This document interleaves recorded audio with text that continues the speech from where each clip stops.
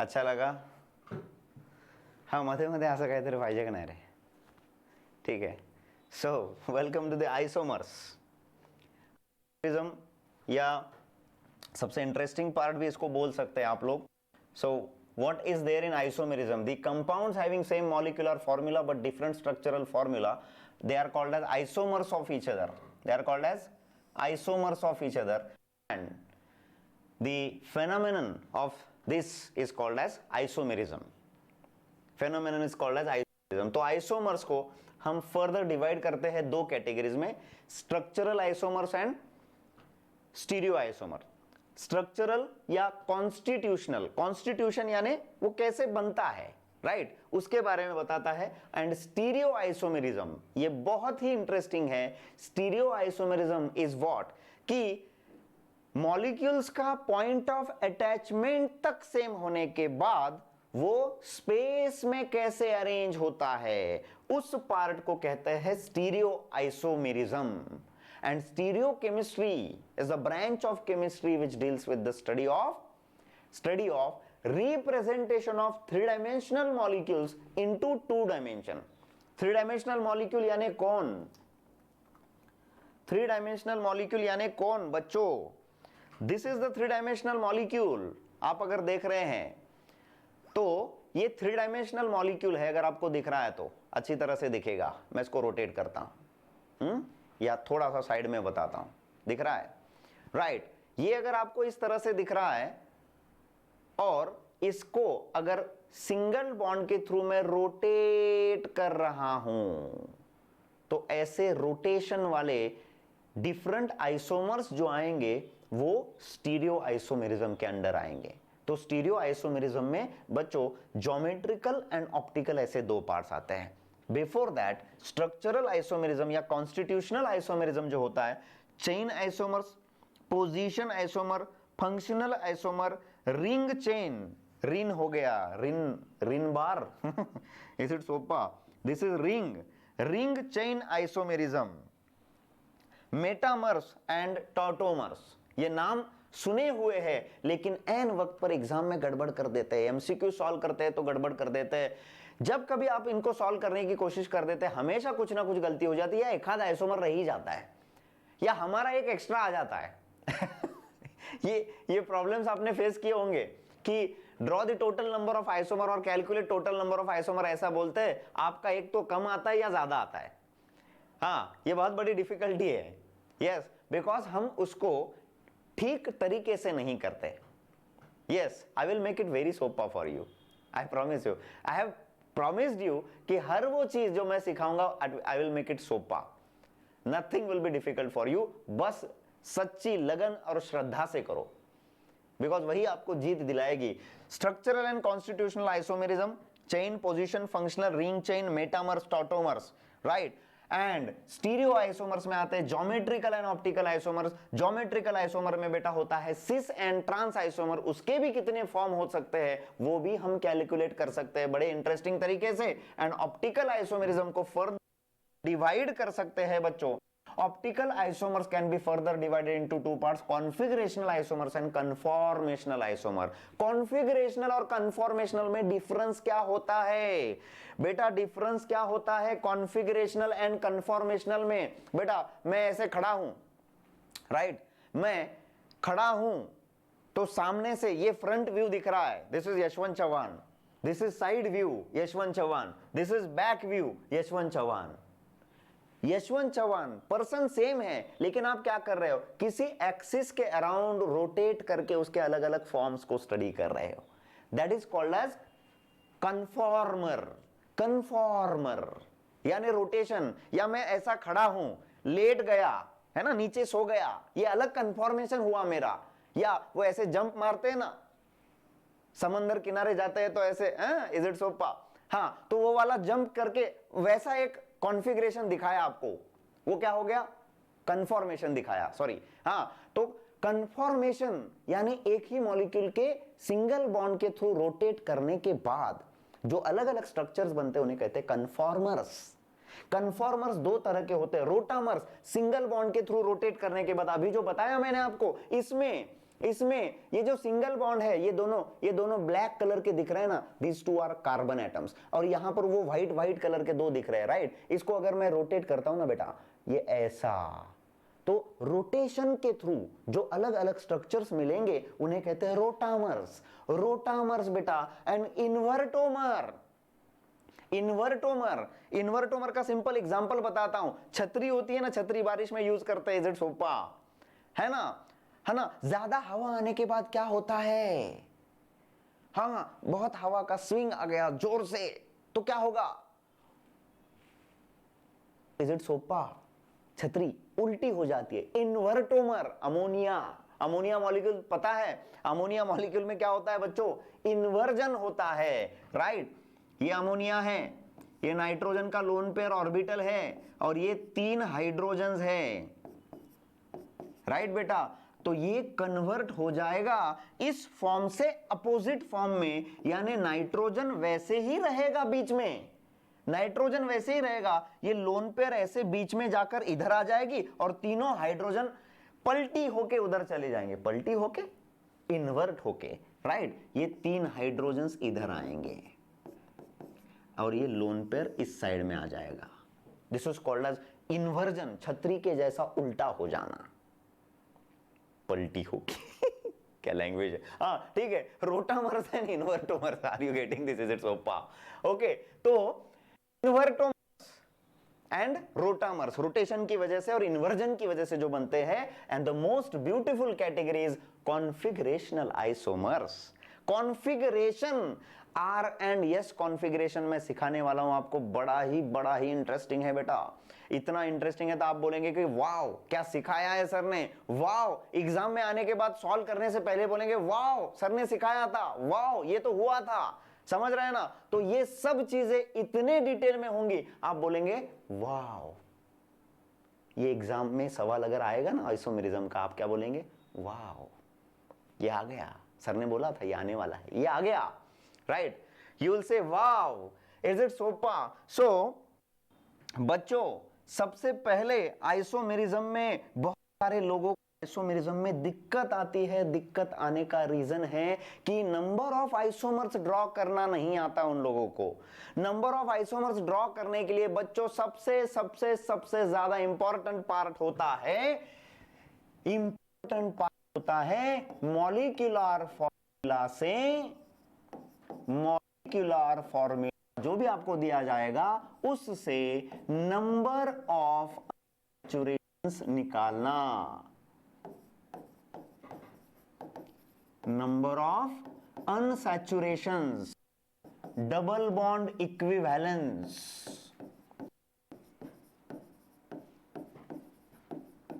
Double bond equivalence,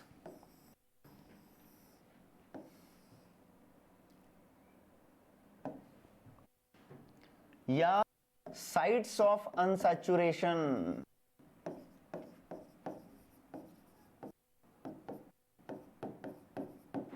sites of unsaturation, number of unsaturation, sites of unsaturation, SOU जिसको बोलता है, NOU जिसको बोलते हैं, या DBE जिसको बोला करते हैं, double bond equivalence. What do we mean by this? Unsaturation, double bond equivalence. Simple चीज है बच्चों, एक डबल बॉन्ड यानी होता है एक अनसैचुरेशन, एक डबल बॉन्ड यानी होता है एक अनसैचुरेशन, एक ट्रिपल बॉन्ड यानी होते हैं 2 अनसैचुरेशंस, 2 अनसैचुरेशंस। अगर बेटा एक रिंग आ जाए, वो चाहे कितने भी मेंबर्ड की रिंग रहो, एक रिंग का मतलब 1 ring is equal to 1 unsaturation. और बेटा अगर रिंग के अंदर कोई अनसैचुरेशन, डबल बॉन्ड या ऐसा कोई ट्रिपल बॉन्ड वगैरह आता है, तो रिंग का एक और डबल बॉन्ड का एक, ऐसे 2 अनसैचुरेशंस कंसिडर किए जाते हैं। 2 अनसैचुरेशंस विल बी कंसिडर्ड। इसका मतलब है कि बेंजीन रिंग अगर आपको दिया गया बच्चों, बेंजीन रिंग दिया गया, तो बेंजीन रिंग के अंदर होते हैं 3 डबल बॉन्ड्स, और 3 डबल बॉन्ड और एक रिंग का अनसैचुरेशन होता है, तो इसमें 4 अनसैचुरेशंस कंसीडर करते हैं, 4 अनसैचुरेशंस कंसीडर करते हैं। और इसी वजह से अनसैचुरेशन डिसाइड करता है कि उस मॉलिक्यूल में, उस दिए गए मॉलिक्यूलर फॉर्मूला में कितने हाइड्रोजन्स लिखने हैं। क्या रिलेशन है अनसैचुरेशन का और हाइड्रोजन्स का? बिकॉज अल्केन से जब आप 2 हाइड्रोजन्स कम कर देते हैं तो एक डबल बॉन्ड फॉर्म होता है। इसका मतलब एक अनसैचुरेशन यानी loss of 2 hydrogen atoms. Yes, alkane का 2 हाइड्रोजन का लॉस करते हैं तो एक डबल बॉन्ड बनता है, यानी बच्चों एक अनसैचुरेशन का मतलब होता है 2 हाइड्रोजन्स को निकालना, 2 हाइड्रोजन्स को निकालना। बच्चों ये अल्केन है, ये अल्केन है, 2 हाइड्रोजन्स निकाल दिए तो ये एक अनसैचुरेशन डेवलप हो जाएगा to complete valency of carbon atoms, to complete the valency of carbon atom saturation. बेटा इसमें से और एक पेयर हाइड्रोजन का निकाल दिया 2 एडजेसेंट कार्बन एटम से, तो यहां पर बच्चों यहां पर बनेगा एक और unsaturation CH triple bond CH, यानी with the loss of 1 H2 from adjacent carbon will get 1 unsaturation, with loss of 2 H2 will get 2 unsaturations। और इसका मतलब है कि अगर 3 कार्बन्स है और 3 कार्बन्स में से आपने एडजेसेंट कार्बन से 2 हाइड्रोजन्स को निकाल दिया बच्चों, 2 हाइड्रोजन्स को निकाल दिया, तो बेटा क्या होगा, एडजेसेंट पोजीशन से एक H2 निकल गया तो ये बनाएगा डबल बॉन्ड 1 अनसैचुरेशन। लेकिन अगर टर्मिनल कार्बन से 2 हाइड्रोजन्स को आप निकालते हैं बच्चों तो ये बनाता है cyclic ring, and that is also 1 unsaturation। then are you getting this, why one ring is considered as 1 unsaturation? because एक रिंग जो बना है वो रिंग टर्मिनल कार्बन, एक चेन था, उस चेन के टर्मिनल कार्बन से 2 हाइड्रोजन्स को निकालने के बाद वो टर्मिनल कार्बन एक दूसरे के साथ जुड़ गए, and that is the loss of 1 H2, and loss of 1 H2 from terminal carbons forms a ring, and that's why one ring is considered as 1 unsaturation। Learn करणे वेगळे की एक रिंग म्हणजे एक अनसॅच्युरेशन, आणि ते कसे बनते हे शिकणे वेगळे की एक रिंग कशी बनते, एक H2 काढल्यानंतर बनते, म्हणून त्या रिंगला एक अनसॅच्युरेशन घेतलं जातं आणि म्हणून आपण C3 मध्ये असतो। इज इट सोपा? Advert easy leave it. Okay, तो बेटा अनसैचुरेशन का मीनिंग कैसे बनाते हैं यहां से लेकर तो सब कुछ समझ में आना चाहिए। Is this concept clear to all of you? Unsaturation का मतलब क्या होता है, अनसैचुरेशन का मतलब क्या होता है, and this is crystal clear I think. Yes, तो नंबर ऑफ अनसैचुरेशंस निकालते कैसे हैं, लवकरच येत आहे, डॉट डॉट डॉट, कल के लेक्चर में सीखेंगे। बेंजीन का एक बार बोलना है बेटा, बेंजीन किससे बना है, चलो बेंजीन का पूरा अनसैचुरेशन एक बार एक्सप्लेन कर देते हैं और फिर लीव करते हैं। Yes, one more time, degrees of unsaturation, इसको ही लिखते हैं degrees of unsaturation. 1 degree unsaturation, देखो यहां से यहां गया 1 डिग्री, यहां से यहां गया 2 डिग्री, यानी एक अनसैचुरेशन बढ़ने का नाम होता है डिग्रीज। सोपे करून शिकविले जाते ओके, चलो डिग्रीज ऑफ अनसैचुरेशन, तो आगे जाते हैं, बेंजीन का एक्सप्लेन करता हूं एक बार। बेटा ये साइक्लोहेक्सेन नहीं, साइक्लोहेक्सेन के भी पहले का कौन है, एन हेक्सेन, 1 2 3 4 5 6। बच्चों यहां से ये जो टर्मिनल कार्बन्स थे वहां से मैंने एक H2 को निकाल दिया। बच्चों अगर एक H2 को मैं निकाल देता हूं, एक H2 को मैं निकाल देता हूं, तो ये दो कार्बन एक दूसरे से जुड़ जाएंगे, जुड़ जाएंगे, तो एक नया बनेगा। येलो कलर से दिखाया है, राइट, येलो कलर से दिखाया है। बेटा देखो, दो हाइड्रोजन निकलने का मतलब है एक H2 का लॉस, एक H2 का लॉस, यानी एक अनसैचुरेशन होता है, एक अनसैचुरेशन। बच्चों आगे क्या हो रहा है, थोड़ा ध्यान देखो। इन दोनों कार्बन से और एक H2 लॉस, -1 H2। जो दो हाइड्रोजन निकलने के बाद यहां पर फॉर्म हो जाएगा कि नहीं है? नहीं होगा। हाँ, एक डबल बॉन्ड फॉर्म हो जाएगा। वेगवेगळे कलरने शिकविले जाते। एक H2 लॉस हो गया, डबल बॉन्ड आ गया, पहला एक अनसैचुरेशन, अब डबल बॉन्ड आ गया तो दूसरा अनसैचुरेशन, यानी और एक H2 लॉस कर दिया। Okay, now just listen very carefully. यहां पर हाइड्रोजन है, यहां पर हाइड्रोजन है, वापस इन दोनों हाइड्रोजन्स को हमने निकाल दिया, -H2 बन गया। दोस्तों -H2 बन गया, तो देखो पहला एक अनसैचुरेशन बना था यहां पर, दूसरा H2 लॉस होने के बाद यहां पर, अब ये तीसरा H2 लॉस हो रहा है, यानी दो हाइड्रोजन्स निकालने का मतलब होता है एक अनसैचुरेशन। हेलो, दो हाइड्रोजन्स को निकालने का मतलब होता है एक अनसैचुरेशन निकला। वापस दो हाइड्रोजन है यहां पर एडजेसेंट कार्बन पे, वापस दो हाइड्रोजन में से एडजेसेंट कार्बन से दो हाइड्रोजन्स को निकाल दिया। बच्चों एक साइक्लिक रिंग था पहले, साइक्लोहेक्सेन नहीं, एन हेक्सेन का एक H2 निकालने के बाद बन गया साइक्लोहेक्सेन, वन अनसैचुरेशन, उसमें वापस एक H2 निकल गया, दूसरा अनसैचुरेशन, वापस एक H2 निकल गया, तीसरा अनसैचुरेशन, एंड नाउ यहां से एक H2 निकल गया। बच्चों चौथा अनसैचुरेशन, इज इट सोपा? तो बेंजीन रिंग यानी कितनी येलो अनसैचुरेशन? 4। एक रिंग बनाने के लिए H2 लॉस किया था, बाद में डबल बॉन्ड बनाने के लिए 3 H2 लॉस किए, तो 4 अनसैचुरेशन का मतलब कितने H2 निकल गए? 4 H2 निकल गए। इज इट सोपा? यस।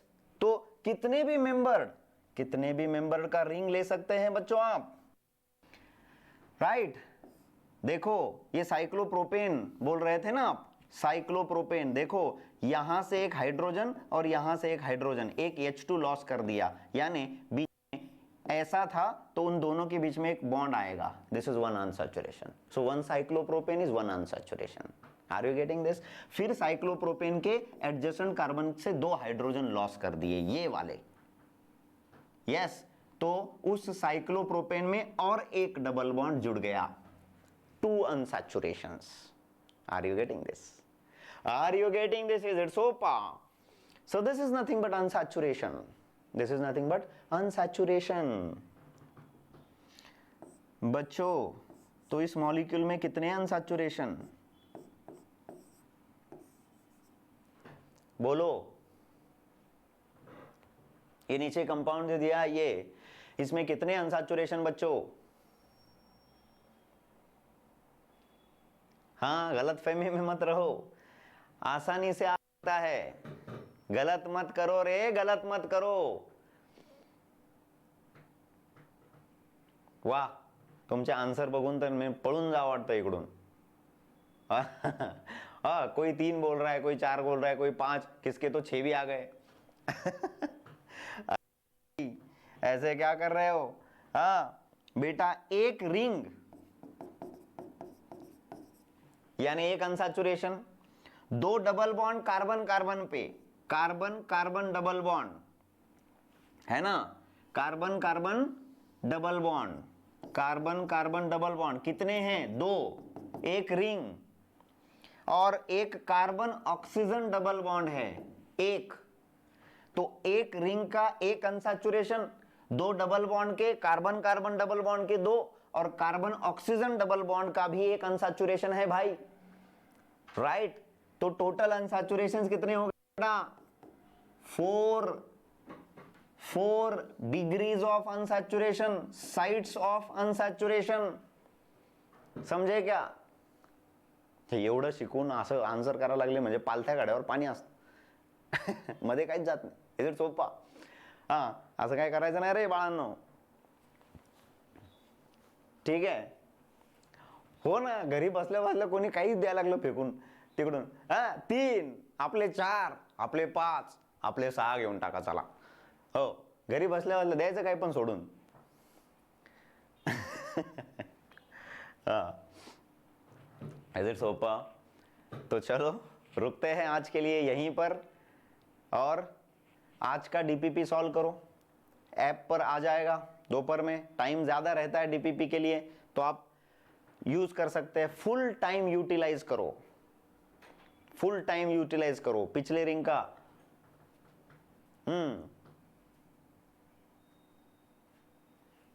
हाँ, स्क्रीनशॉट लेना है. ले लो. टेलीग्राम की लिंक भेज देता हूं ग्रुप पे, उस पे आप डिस्कशन कर सकते हैं. यस, हाँ चलो हो गया. Very good, very good. So thank you very much for today's energetic session. Because आपके कमेंट्स की वजह से, आपके एक्टिवनेस की वजह से इतना बेहतरीन लेक्चर ले पाता हूं मैं. Right? So stay tuned with Chavan Chemistry and we will go ahead with the tremendous confidence and we'll crack this NEET this time. Yes, thank you very much.